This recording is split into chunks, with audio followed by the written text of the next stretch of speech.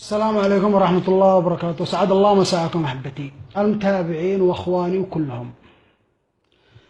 موضوع موسى الله يرحمه، شكرا لكل من شارك وكل من علق وكل من ادعي له بالرحمة وكل من زعل وكل من تأثر وكل من تفاعل بهذا الموضوع.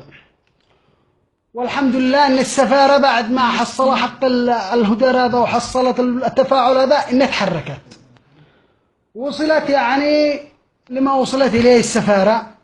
القضية غامضة وشيلت يعني ربع ساعة نص ساعة أتكلم، ما له داعي يعني، خلينا نجي أختصره. المهم زبدة الموضوع إنه إن شاء الله الأسبوع هذا إنه الحكومة تكفل الحكومة الهندية إنه توصل الجثة حقه لمومباي عاصمة الهند، ومن بعد عاصمة الهند هي تخلي مسؤوليته. يعني لازم الآن السفارة تشله لليمن.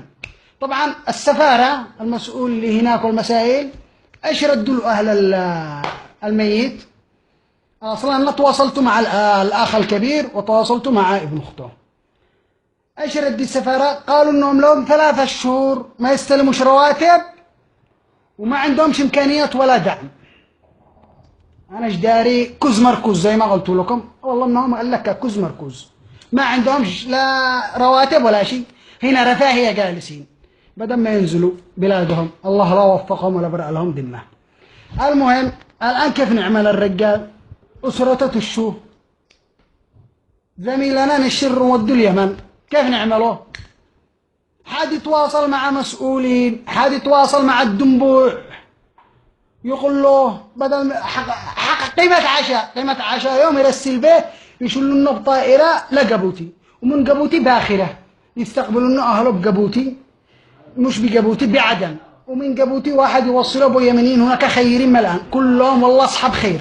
والله اليمنيين المغتربين إنهم أصحاب خير، إنهم يخدموا أي واحد يمني وكلهم يتفاعلوا زي ما تفاعلوا بهذه يتفاعلوا في بهم الخير. والله في بهم الخير، خليهم ينزلوا إنه لا عدن لا جبوتي، من جبوتي باخرة لا عدن. لأنه إيش قالوا المحترمين السفارة؟ إيش قالوا؟ قالوا ما فيش طائرات حاضر، عذر أعذار كذا، عذر وكذب، وما فيش بياس وما فيش سيولة وما فيش رواتب وما فيش ما، خلاص ما عابوش دولة معنا، ما عابوش يعني لا مسؤولين ولا إنسانية ولا دم ولا غيرة ولا حرمة. لا حول ولا قوة إلا بالله. ما كيف؟ ما لا احنا طلاب نفتقع على نفسنا، احنا الان نرجع بلادنا شي نقتل، وهنا شو نقتل؟ ملك كيف نعمل؟ حسبي الله ونعم الوكيل. ايش عاد نعمل؟ ما بالله معانا الدعاء، اترحموا عليه ولازم نشوف حل. لازم اي واحد يشارك هذا المقطع ويشاركه مع اي مسؤول، اي واحد فاعل خير يجي يشله ونزله لبلاده يختبر. حرام يشلونه لجامعه ويقطعونه ويشرحونه لاي جامعه، جامعة طب أو جامعة قلب أو جامعة أي حاجة، ما يصلحش. الدم اليمني ما هوش لهذا الحد رخيص، والله ما هو لهذا الحد رخيص، حرام والله حرام حرام. واللي يفعل هذا الخير والله ما شقنوا إلا بالآخرة. وأي مسؤول عارف بهذا الموضوع وتغاضي عنه أو تغاضى عنه وعمل نفسه ما هوش داري، إن شاء الله ربي يبلو بعياله، إن شاء الله ربي يجيب له مصيبة.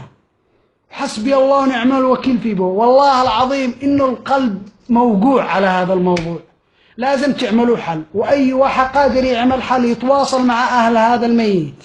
والله هذا هو الأجر، هذا اللي الشيء يتأجر والشيء يعمل خير لنفسه هذه الساعة يعمله. والسلام عليكم ورحمة الله وبركاته.